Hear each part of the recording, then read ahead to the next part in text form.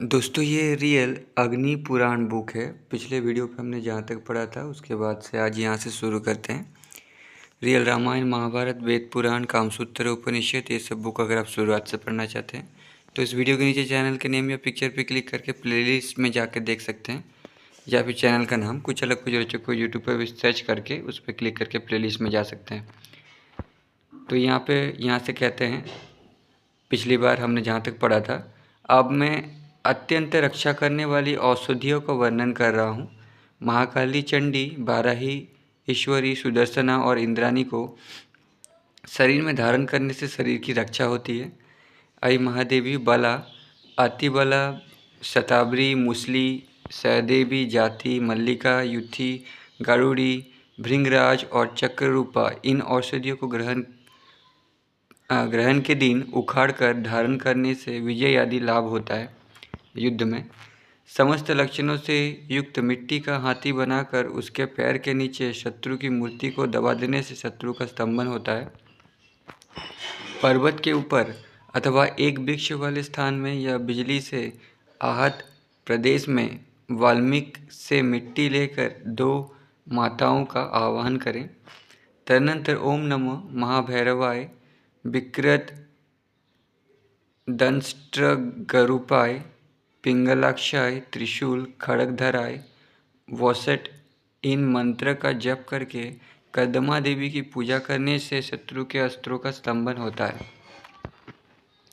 अब मैं अग्नि का कार्य बताऊंगा जिससे युद्ध आदि में जय की वृद्धि होती है। रात्रि में शमशान में जाकर नग्न होकर चोटी खोलकर दक्षिण की ओर उन्मुख बैठकर लकड़ी की अग्नि में मनुष्य के सांस, शोणित, अस्थि, विष तथा भूसी से शत्रु के नाम 108 बार ओम नमो भगवती कौमारी लल लल भगवती विद्ये स्वाहा इस मंत्र से हवन करना चाहिए। ऐसा करने से शत्रु अंधा हो जाता है। ओम वज्रकाय वज्रतुंड वैते हुम फट, इस मंत्र का 3800 बार जप करने से निखिल कर्मकर्ता हनुमान के प्रभाव से शत्रुओं का नाश हो जाता है। महादेव बोले, अब मैं शुभ और अशुभ की वृद्धि के लिए नक्षत्रों के पिंड का वर्णन करूंगा। जिस नक्षत्र में सूर्य की स्थिति हो उससे प्रारंभ करके 3 नक्षत्र मनुष्यकार नक्षत्र पिंड के मस्तक, उत्तरोत्तर 1 नक्षत्र मुख, 2 नक्षत्र नेत्र, 4 नक्षत्र हाथ पैर और 5 नक्षत्र हृदय, भुजा तथा घुटना समझना चाहिए। अब यदि यात्रोत्सुक मनुष्य का जन्म नक्षत्र उस पिंड के मस्तक स्थान में पड़े तो उसे राज्य लाभ समझना चाहिए। मुख तथा नेत्र के स्थान में जन्म नक्षत्र पड़ने से कांति तथा सौभाग्य की वृद्धि होती है। हृदय स्थान में पड़ने से द्रव्य संग्रह होता है। हस्त स्थान में पड़ने से चोरी करने की संभावना होती है और चरण स्थान पड़ने से मार्ग में प्राण जाने का भय समझना चाहिए। जिस नक्षत्र में सूर्य स्थित हो उससे आरंभ करके 8 नक्षत्र तक नक्षत्र को सूर्य आदि ग्रहों से नाम से रखे हुए 8 घड़ों के ऊपर लिखकर पूर्व आदि दिशाओं में स्थापित कर देना चाहिए। उनमें सूर्य कुंभ का नाम रिक्तक्त है। यात्रा काल में वो जिसके जन्म नक्षत्र के अनुसार पड़ेगा उसके लिए अशुभ होगा, किंतु दूसरे कुंभ शुभदायक होंगे। अब मैं जय और पराजय का विवेक उत्पन्न करने वाले फनी राहु का वर्णन करूंगा। 28 बिंदुओं को बनाकर उसे 3 से विभक्त कर देना चाहिए। फिर 4 नक्षत्र बनाकर 4 रेखाएं खींचनी चाहिए।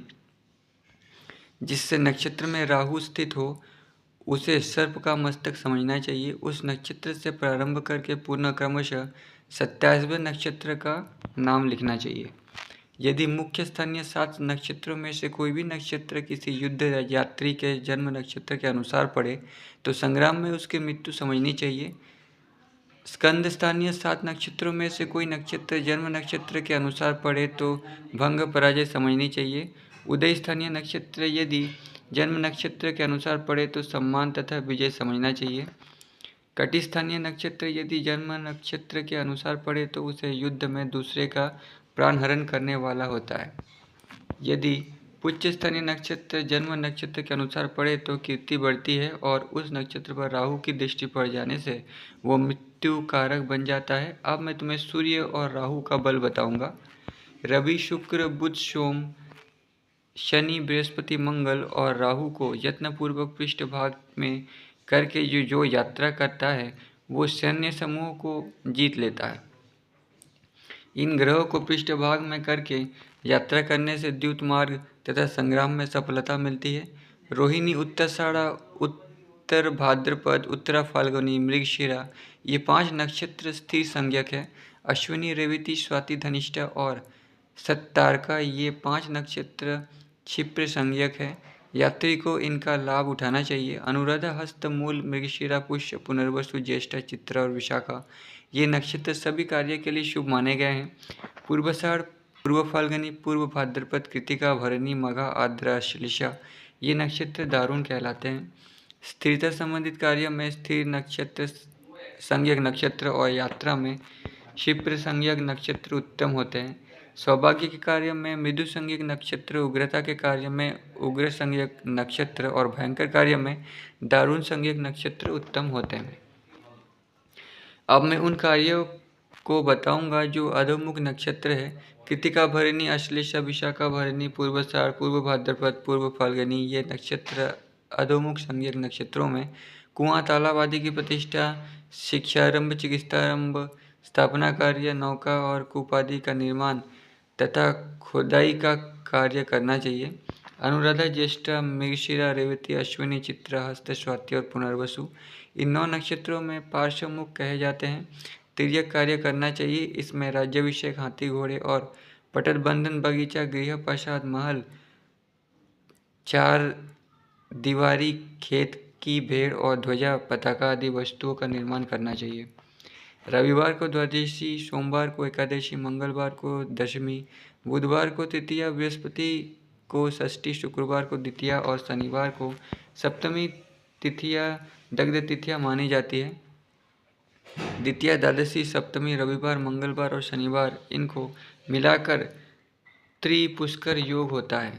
विशाखा, कृतिका, पुनर्वसु, उत्तरा फाल्गुनी, उत्तराषाढ़, पूर्व भाद्रपद ये 6 नक्षत्र त्रिपुष्कर संज्ञक कहलाते हैं। पूर्वोक्त तिथि व नक्षत्र के योग से त्रिपुष्कर योग होता है।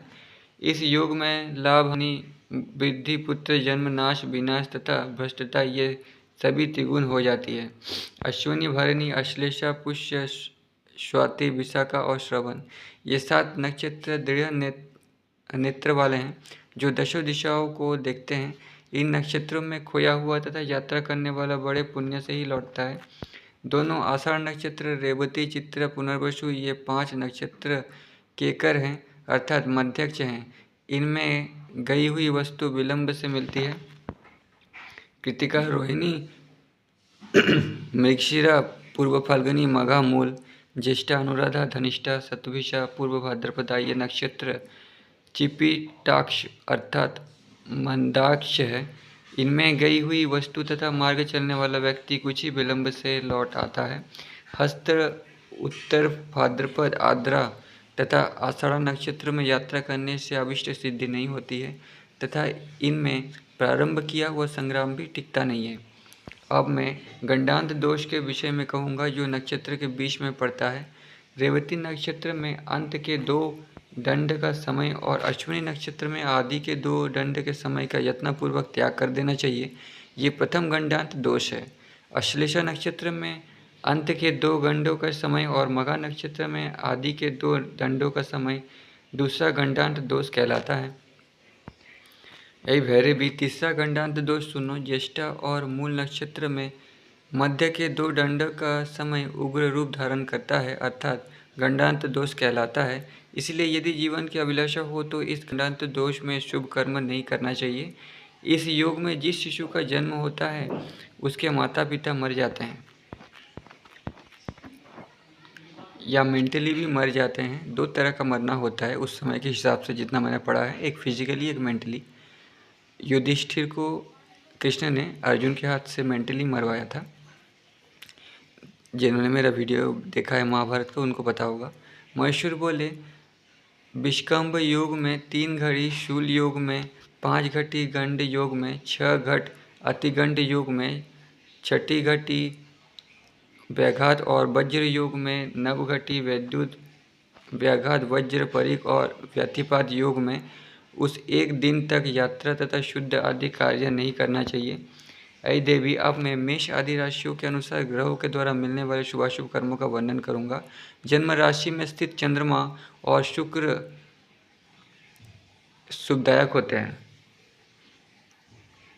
मंगल, रवि, शनि तथा राहु के दूसरे स्थान में पड़ने से द्रव्य का नाश अथवा अलाभ होता है और रण में पराजय होती है। सोम, बुध, बृहस्पति तथा शुक्र के दूसरे स्थान में रहने से शुभ फल मिलता है। यदि सूर्य, शनि, मंगल, शुक्र, बुध, सोम तथा राहु की स्थिति तृतीय स्थान में हो तो वे शुभ फल देने वाले होते हैं। चौथे स्थान में बुध और शुक्र सुंदर फल देते हैं और शेष ग्रह भयानक फल देते हैं। पांचवें स्थान में बृहस्पति, शुक्र, बुध और चंद्रमा अभिष्ट फल प्रदान करते हैं। छठे स्थान में सूर्य शुभ होता है। ऐ देवी, यात्रा करने वाले मनुष्य की राशि से छठे स्थान में यदि चंद्रमा, शनि, मंगल तथा बुध ग्रह पड़े तो शुभ फल होता है। छठे स्थान में गुरु और शुक्र वर्जनीय है। सातवें स्थान में शनि, मंगल तथा राहु हानिकारक होते हैं, जबकि इसी स्थान में गुरु, शुक्र और बुध का आना शुभदायक होता है। आठवें स्थान में बुध तथा शुक्र शुभदायक होते हैं और शेष ग्रहों का फल अनिष्ट होता है। नवम स्थान में बुध तथा शुक्र शुभकारक होते हैं और शेष ग्रह हानिकारक होते हैं। दसम स्थान में शुक्र और सूर्य लाभदायक होते हैं और शनि, मंगल, राहु, चंद्रमा तथा बुध शुभ फल देने वाले होते हैं। दसम स्थान में बृहस्पति त्याज्य है और एकादश स्थान में सभी ग्रह शुभ होते हैं। 12वें स्थान में बुध और शुक्र गाज्य और अन्य वर्जनीय है। मीन, मेष, मिथुन इन लग्नों का मान 4 घटी, वृष, कर्क, सिंह, कन्या और तुला इन लग्नों का मान 6 घटी और वृश्चिक, धनु, मकर और कुंभ लग्नों का मान 5 घटी है। सूर्य में मेष आदि राशियां हैं। मेष आदि राशियों का स्वभाव चल, अचल और चलाचल होते हैं। इनमें कर्क, मकर, तुला और मेष राशियों का चर स्वभाव की होती है, अतः इनमें चर कार्य, विजय तथा शुभाशुभ कर्म करना चाहिए। वृष, सिंह, कुंभ और वृश्चिक अचल स्थिर स्वभाव की होती है, अतः इनमें स्थिर कार्य करना चाहिए। इनमें यात्रा करने से शीघ्र समागम नहीं होता है और चिकित्सा प्रारंभ करने से रोग से मुक्ति नहीं मिलती है। मिथुन, कन्या, मीन तथा धनु राशियाँ दोनों स्वभाव वाली होती है। इनमें किए जाने वाले सभी कर्मों में सफलता मिल जाती है। द्विस्वभाव वाली राशियों में यात्रा, व्यापार, सड़ग्राम, विवाह तथा राज दर्शन करने में सफलता, लाभ, वृद्धि तथा जय आदि की प्राप्ति होती है। अश्विनी नक्षत्र 30 ताराओं से संबलित है। इसकी आकृति घोड़े के समान होती है। इनमें प्रारंभ होने वाली वर्षा एक पक्ष तक बरसती है। महेश्वर बोले, अब मैं कोट चक्र का वर्णन करूंगा। सर्वप्रथम एक चकोर चित्र बनाना चाहिए। इसके बीच में एक और चकोर चित्र बनाकर उसके अंदर एक और चकोर चित्र बना लेना चाहिए। उसे 3 नाड़ियों के चिन्हों से चिन्हित करके पुनः पूर्ण दिशा की ओर मेष आदि का चित्रण करना चाहिए। पूर्व की ओर कृतिका और आग्नेय कोण की ओर अश्लेषा का चित्रण करना चाहिए। दक्षिण की ओर भरणी और नैऋत्य कोण में विशाखा का सन्निवेश करना चाहिए। पश्चिम की ओर अनुराधा और वायव्य कोण में श्रवण नक्षत्र का अंकन करना चाहिए। उत्तर की ओर धनिष्ठा और ईशान में रेवती को चित्रित कर देना चाहिए। इस प्रकार बाह्य नाड़ी में यत्नपूर्वक 8 नक्षत्रों को स्थापित करना चाहिए, जिसके नाम है रोहिणी, पुष्य, फाल्गुनी, स्वाति, ज्येष्ठा, अभिजीत और शततारा। मध्य वर्ग में अश्विनी का चित्रण करना चाहिए। अब मैं यत्नपूर्वक इन नाड़ी का वर्णन करूंगा जो कोट के बीच में होते हैं। उसके बीच में मृगशिरा और आग्नेय कोण में पुनर्वसु नक्षत्र रहते हैं। दक्षिण दिशा की ओर उत्तरा फाल्गुनी और नैऋत्य कोण में चित्रा नक्षत्र रहता है। पश्चिम की ओर मूल नक्षत्र का न्यास करके वायव्य कोण में उत्तराषाढ़ा नक्षत्र का अंकन करना चाहिए। उत्तर दिशा की ओर पूर्व भाद्रपद और ईशान कोण में रेवती का चित्रण करना चाहिए। कोट के अभ्यंतर की नाड़ी भी 8 नक्षत्रों से युक्त होती है, जिनके नाम है आर्द्र, हस्त्र, आषाढ़ और 3 प्रकार के उत्तर नक्षत्र।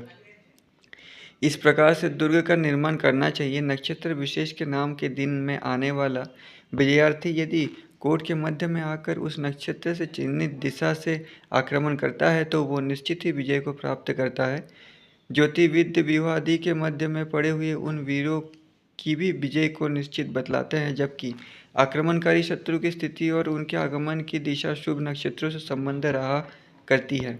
जब कोई अच्छा नक्षत्र अपने ग्रह में प्रवेश करता है उस समय दुर्ग में प्रवेश करना चाहिए, और जिस समय वो अपने ग्रह से निर्गमन करता है उस समय दुर्ग से निर्गमन करना चाहिए। जिस समय बृहस्पति, सोम तथा मंगल अपने ग्रह में प्रवेश करते हैं उस समय आक्रमण करने से आगंतुक योद्धा की विजय निश्चित है। दुर्ग में प्रवेश करने के लिए शुभ माने जाने वाले नक्षत्र के समय में युद्ध का आरंभ करने पर दुर्ग में सफलता निश्चित है। इसमें कुछ भी आश्चर्य नहीं करना चाहिए। महेश्वर बोले, अब मैं अर्धमान वस्तुओं का भाव के संबंध में बताऊंगा। जिस मास में उल्कापात, भूकंप, तूफान, ग्रहण, वेश, सूर्य चंद्रमा के मंडल तथा दिग्दाह होता है उस माह में वस्तुओं के भाव में वृद्धि समझनी चाहिए। चैत्र के महीने में इन उत्पातों के होने पर चैत्र से लेकर 6 मास तक आभूषण आदि के भाव में चतुर्गुण वृद्धि होती है। वैशाख में इन उत्पातों के होने पर 8 महीने तक सब वस्तुओं का भाव 6 गुना बढ़ जाता है। ज्येष्ठ तथा आषाढ़ में इन उपद्रवों के होने पर जब गेहूं और धान्य के भाव में वृद्धि होती है। श्रावण में घी तेल का भाव और अश्विन में अस्त्र धान्य का भाव ऊपरी वर्णित उपद्रवों से बढ़ जाता है। कार्तिक और अग्रहायण में इन उपद्रवों के होने पर धान्य का भाव बढ़ता है। पौष में इन उपद्रवों के होने पर कुकुडम और गंध आदि का तथा माघ में अन्न मात्रा का भाव बढ़ जाता है। फाल्गुन में इन उपद्रवों के होने पर गंध आदि के भाव में वृद्धि होती है।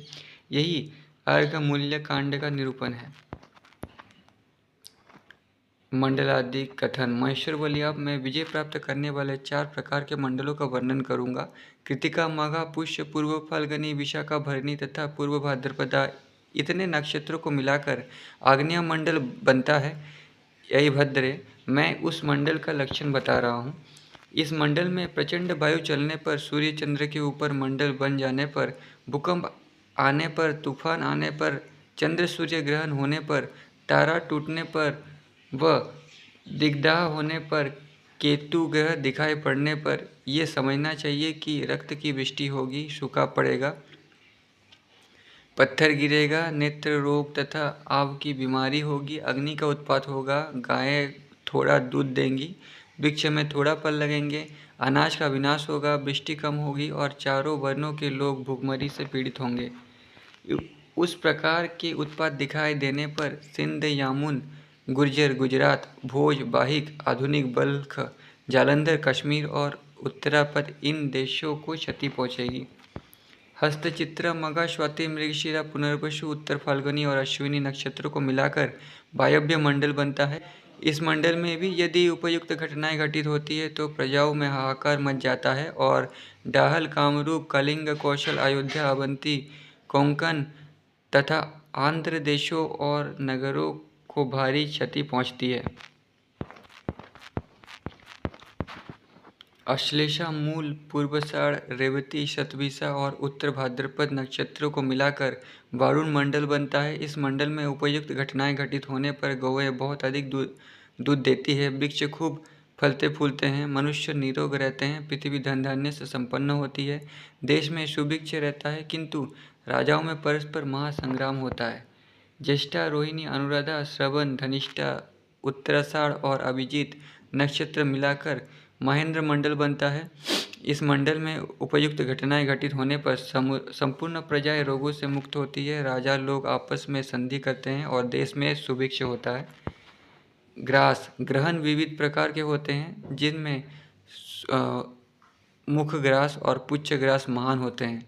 जब चंद्रमा, राहु तथा सूर्य एक राशि पर स्थित होते हैं तब मुख ग्रास होता है, किंतु जब वे राहु से 7वें होते हैं तब पुच्छ ग्रास होता है। जब चंद्रमा सूर्य आक्रांत नक्षत्र से 15वें नक्षत्र पर संचरण करता है तथा तिथि पूर्णिमा प्राप्त रहती है तब सोमग्रास चंद्रग्रहण होता है।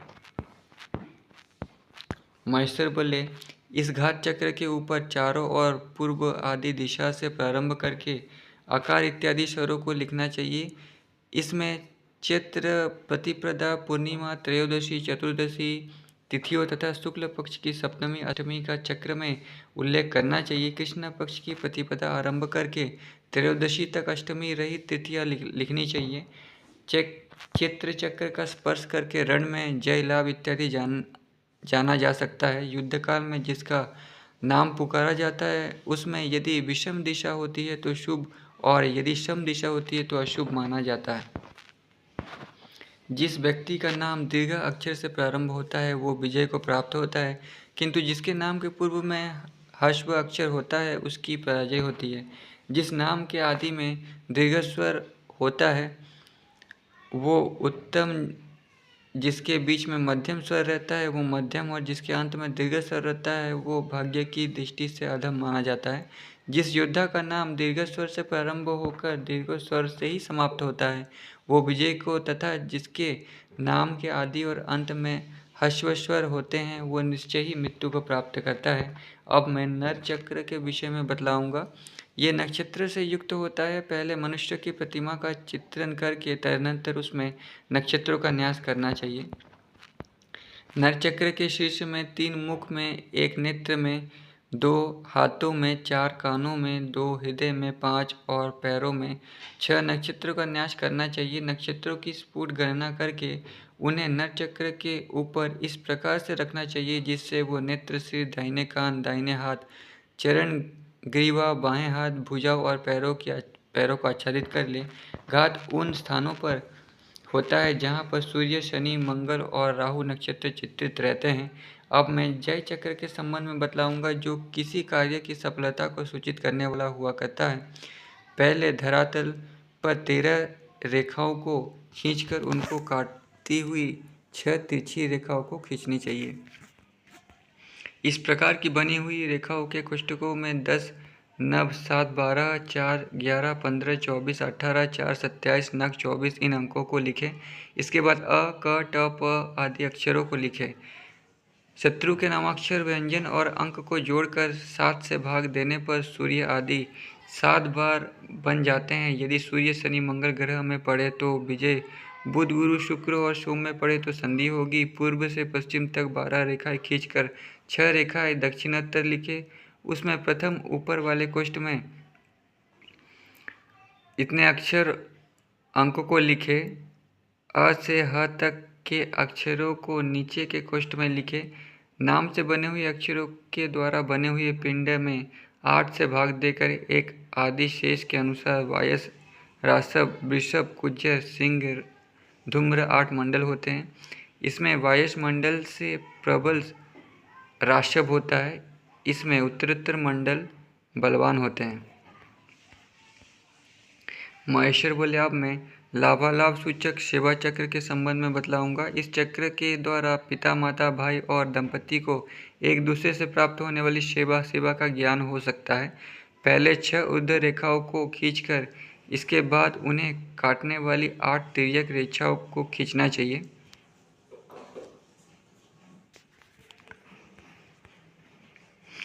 इस प्रकार 35 कोष्ठक बन जाते हैं। इन कोष्ठकों में 5 स्वरों स्पर्श वर्णों को लिख देना चाहिए। ये स्पर्श वर्णों क से लेकर ह तक होते हैं, किंतु इनमें 3 अंकों को वर्जित कर देना चाहिए। इन अक्षरों को सिद्ध, साध्य, सुसिद्ध, शत्रु और मृत्यु वर्ण में निबद्ध कर लेना चाहिए। आर्य और मृत्यु इन दोनों वर्णों को सभी कर्मों में वर्जित कर देना चाहिए। इनके बीच में यत्नपूर्वक नाम का लक्षण करना चाहिए। अपने पक्ष में रहने वाले सभी सत्व शुभ फल प्रदान करने वाले होते हैं। उससे दूसरे और तीसरे सत्व पोषक और अर्थदायक होते हैं। चौथा सत्य आत्मनाशक और 5वां मृत्युदायक होता है। मित्र, भृत्य और बांधव अक्षरों से युक्त कोष्ठक धन प्रदान करने वाला होता है। सिद्ध, साध्य, सुसिद्ध कोष्ठकों में रहने वाले अक्षर फलदायक होते हैं। सभी कर्मों में आर्य और मृत्यु कोष्ठकों को वर्जित करना चाहिए। इस संदर्भ में अकारांत अक्षरों के अंतर्गत ई, उ और ए को भी समझना चाहिए। अब मैं उन विभिन्न अंशों के संबंध में बतलाऊंगा जिनके लिए अक्षरों के विभिन्न वर्गों का प्रयोग होता है।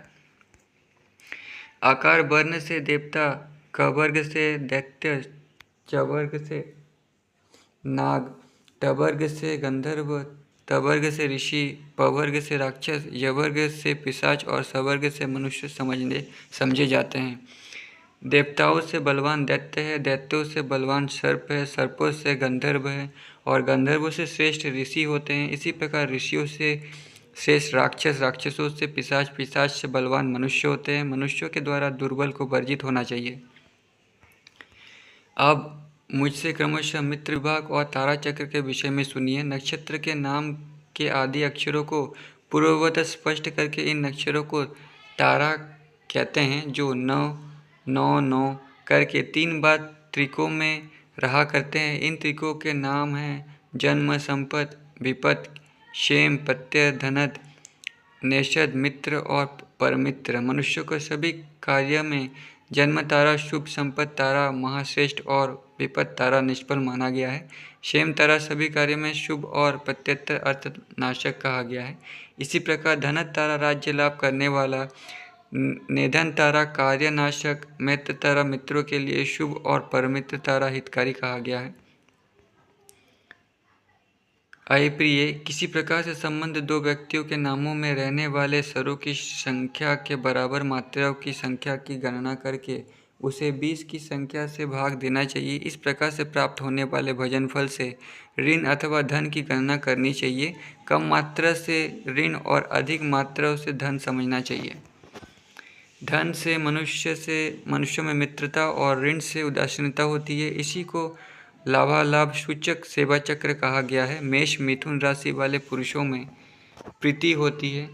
मिथुन और सिंह राशि वालों में मैत्री और तुला और सिंह राशि वाले धन और कुंभ राशि वाले पुरुषों में महामैत्री होती है।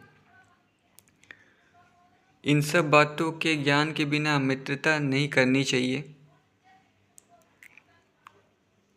तो दोस्तों आज की वीडियो में इतना ही। वीडियो बहुत बड़ा हो गया है, इसके बाद हम लोग नेक्स्ट वीडियो में पढ़ेंगे यहाँ से। तब तक के लिए धन्यवाद।